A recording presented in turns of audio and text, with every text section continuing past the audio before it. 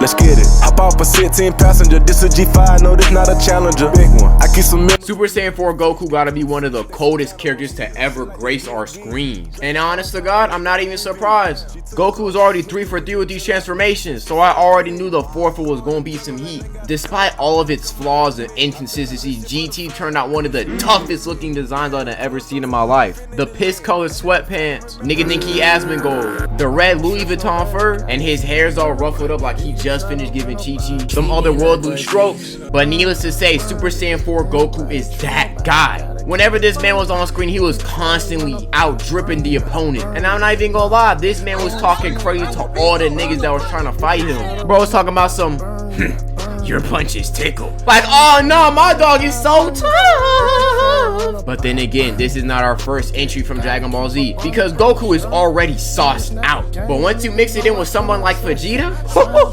you get a different breed. Introducing Gogeta and Vegito. I ain't gonna lie, both of these two characters can basically be talked about in the same segment because they share many of the same personality traits. Dripped out, check. A deep arsenal of moves, check. Some of the most disrespectful fights I've ever seen in my life, check. And even though I've already made 2 videos talking about each of these characters' fights individually, we still gotta bring them up. This nigga Vegito was beating a Buhan with 1 foot, blocking all of his attacks. He was doing shit like dodging Buhan's attacks and then teleporting in the same spot just to troll bro. And I haven't even talked about the fact that this nigga parried a speed blitz. And while we're talking about disrespectful shit, we gotta bring up Gogeta. In this man's first appearance in Fusion Reborn, this nigga, without moving a muscle, moonwalked over to Janemba, hitting him several times in the stomach. And then they had to pause on this frame with this nigga looking away towards the camera like, dog, we know you see it. And that's not even all though. He hit this nigga with 2 mean knees to the head. And before Janemba could even react, this nigga was already upside down,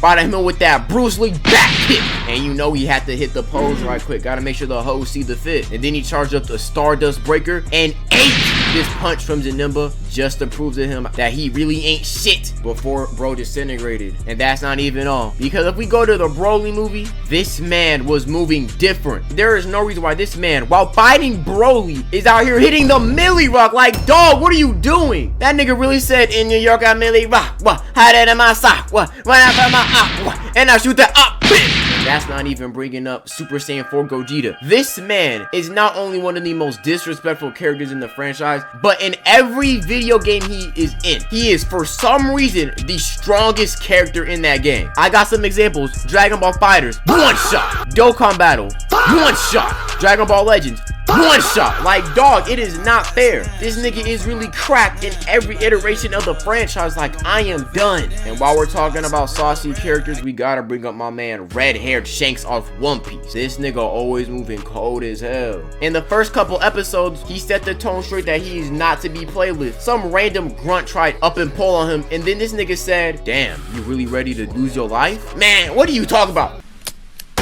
Before he can even finish his statement, Lucky Roo blasts this nigga in the head, not even looking at bro. And this is when Shanks says, guns aren't for threats, they're for actions. As soon as you up, pull on a nigga, you better be ready to use it. Like, I ain't gonna lie, that's some gangster ass stuff right there, boy. And we not even gonna talk about the fact that this man gave up his arm to save Luffy. And after that, he gave this man his straw hat too, told him, give this back to me once you become a great pirate. Bro pretty much kickstarted Luffy's journey as a pirate. And later on, this man stopped an entire war by himself. This nigga showed up and basically said, if y'all niggas wanna fight, that's cool, but you gonna have to fade one of us.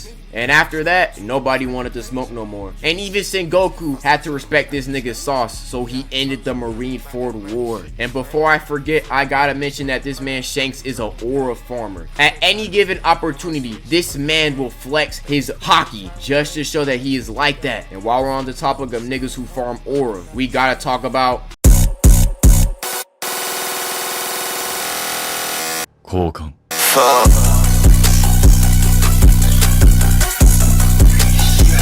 Sung Jin-woo gotta be one of the coldest characters I done see stepped out of anime. Like, bro will really do stuff just because he can and because he knows he looks cool as hell while doing it. And I got an example of this right now. When this man was fighting the spider boss, this man ran up on it, hit a few clashes, and then started posing. And don't think he stops doing this in the first season. In fact, it gets worse in the second. Bro will really stand on the sideline, watch you get your ass beat viciously just so he can save you and look cold while doing it. That's not it. But despite all my hating, I gotta admit, the Shadow Monarch got some sauce. But unfortunately, he is outmatched by the man who not only farms aura, but embodies it. Introducing Satoru Gojo. Bitch, you know that I'm tough like a refugee. But you know you get dead if you step to me. I was only 15 with a felony.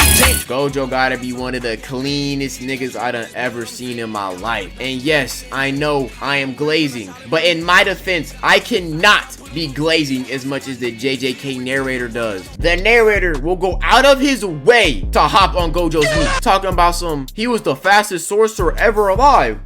Besides Gojo, of course, like, goddamn, nigga, shaboing boing, get the dick out your mouth. But all glazing aside, Gojo really is like that. This man was so powerful that his birth alone shifted the balance of the world. He, even as a kid, was so broken that curses had to evolve to get stronger just to keep up with him. But that's all for my dog Gojo. And last but not least, we gotta talk about Thanos. I ain't gonna lie, MCU Thanos is one of the best villains I've ever seen in fiction. Bro's out here bodying the Hulk, snatching up the Infinity Stones, and best of all, he was dropping some of the coldest lines I've ever heard in my life. Talking about the hardest choices require the strongest wills. This nigga's spitting right now. But all in all these characters are tough as hell. But with that being said, thank y'all for watching. Stay healthy, stay wealthy, and stay blessed. And I'm out.